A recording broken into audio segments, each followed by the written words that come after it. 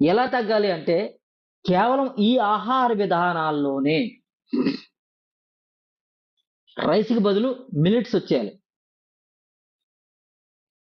బరువు తగ్గాలంటే రైస్‌కి బదులు మిల్లెట్స్ వచ్చేయాలి.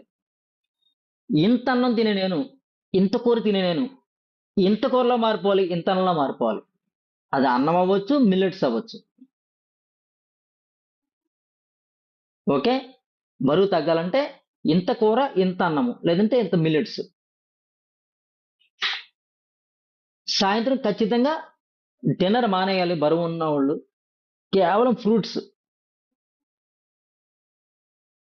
కేవలం ఫ్రూట్స్. ఖచ్చితంగా ఎవరి బరువు ఎంతో అంతే 70% వాటర్. ఖచ్చితంగా మస్ట్ అండ్ షుడ్ మెయింటైన్ చేయాల్సిందే.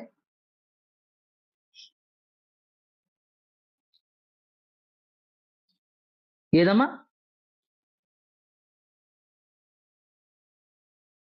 ఆ! ఆ! 50/70% కొట్టండి. 70 ఎంత బరువుంటే అంత 70%.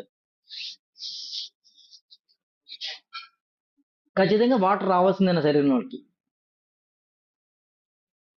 ఖచ్చితంగా వెయిట్ ఉన్నవాళ్ళు వెయిట్ రెడ్యూస్ అవ్వాలంటే గనక వెయిట్ ఉన్నవాళ్ళు కాదు, అసలు ఆరోగ్యంగా ఉండాలనుకున్న వాళ్ళు ఖచ్చితంగా.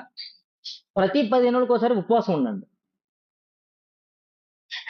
అసలు మనకి పెద్దలు మంచి తిథుల్లో ఏకాదశని, ఒక పండగని, పబ్బమని వచ్చినప్పుడు ఉపవాసం ఎందుకు పెట్టించారంటే 365 రోజులు ఈ శరీరానికి ఆహారం ఇస్తూ పోతూ ఉంటే ఆర్గాన్స్ రెస్ట్ లేదు.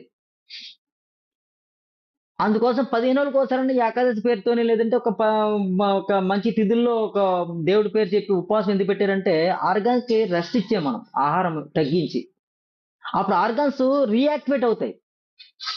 మీరు ఆరోగ్యం కోసం మీరు ఉపవాసం ఉండంటే ఎవరు చేయరు కాబట్టి ఏకాదశి రోజున ఉపవాసం ఉంటే మంచిది. పలానా తిథి రోజుని పలానా దేవుడి కోసం ఉపవాసం ఉంటే మంచిది. నీకు పుణ్యం వస్తుంది. దేవుడు నిన్ను కరుణిస్తాడు అని చెప్తే ఆ భక్తితో మనం ఉపవాసం ఉండటం అలవాటు చేసుకున్నాం మనం. ఆరోగ్యం కోసం మీరు ఉపవాసం ఉన్నారంటే ఖచ్చితంగా ఆరోగ్యమా ఇంకానా?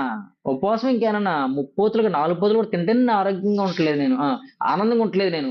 ఇలాగా 3 పూటలు కాదు 4 పూటలు తింటేనే ఆనందంగా ఉండట్లేదు నేను. ఎందుకంటే కొన్ని రుచులు బయట నిలబడిపోయినాయి. లోపలికెళ్ళలేదు ఈ రోజుకి. అయి కూడా ఎళ్తే బావుండు. టైం